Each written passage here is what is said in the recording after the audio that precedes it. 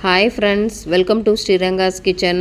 நம்ம கிச்சனில் இன்றைக்கி டேஸ்டியான வாழைக்காய் பொரிச்ச புளிக்குழம்பு எப்படி வைக்கலாங்கிறத வாங்க பார்க்கலாம். இதுக்கு நான் 2 வாழைக்காயை ரவுண்டாக இப்படியே கட் பண்ணி எடுத்துட்டேன். கொஞ்சம் மொத்தமாக இருக்கலாம்.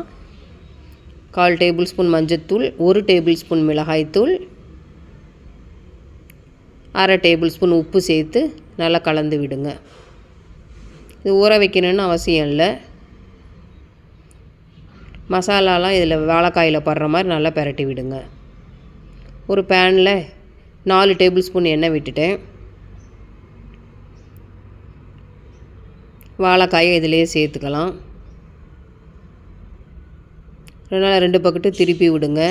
வாழைக்காய் நல்லா பொரிச்சு வரணும்.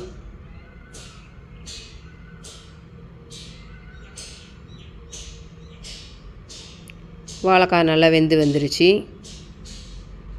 அடுத்தது நம்ம குழம்பு செய்ய ஆரம்பிக்கலாம். ஒரு கடாயில் 5 டேபிள் ஸ்பூன் நல்லெண்ணெய் விட்டுட்டேன். 1 டேபிள் ஸ்பூன் கடுகு, 1 டேபிள் ஸ்பூன் உளுந்தம்பருப்பு, 1 டேபிள் ஸ்பூன் வெந்தயம் சேர்த்துக்கலாம். கடுகு நல்லா பொரிஞ்சு வரட்டும். வாசனைக்கு பெருங்காயத்தூள் சேர்த்துக்கலாம். இதோடு நான் சின்ன வெங்காயமும் பூண்டையும் சேர்த்துக்கிறேன். ஒரு கொத்து கருவேப்பில்லை. சின்ன வெங்காயமும் பூண்டும் நிறையா போட்டிங்கன்னா நல்லாயிருக்கும். இது எண்ணெயிலே நல்லா வதங்கி வரணும்.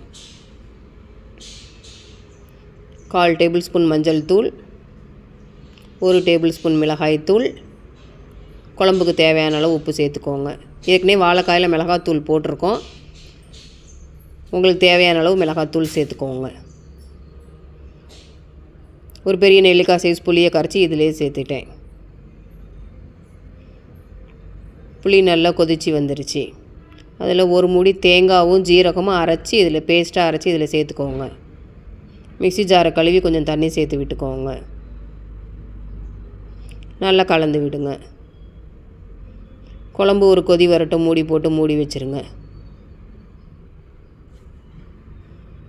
நல்லா ஒரு கொதி வந்ததுக்கப்புறம் நம்ம பொரித்து வச்ச வாழைக்காவை இதிலேயே சேர்த்துக்கலாம். கடைசியில் உப்பை ஒரு தடவை செக் பண்ணிவிட்டு உப்பு தேவையாக இருந்தால் சேர்த்துக்கோங்க. இது ஒரு மூடி போட்டு வாழைக்காய் போட்டதுக்கப்புறம் ஒரு கொதி வரட்டும். அவ்வளோதான், நம்மளுடைய வாழைக்காய் பொரிச்ச புளிக்குழம்பு ரெடி ஆகிடுச்சு. இது சுட சுட சாதத்துக்கு ரொம்ப டேஸ்ட்டாக இருக்கும். இந்த வீடியோ உங்களுக்கு பிடிச்சிருந்தா ப்ளீஸ் லைக் பண்ணுங்கள், ஷேர் பண்ணுங்கள், கமெண்ட் பண்ணுங்கள். மறக்காமல் சப்ஸ்கிரைப் பண்ணுங்கள்.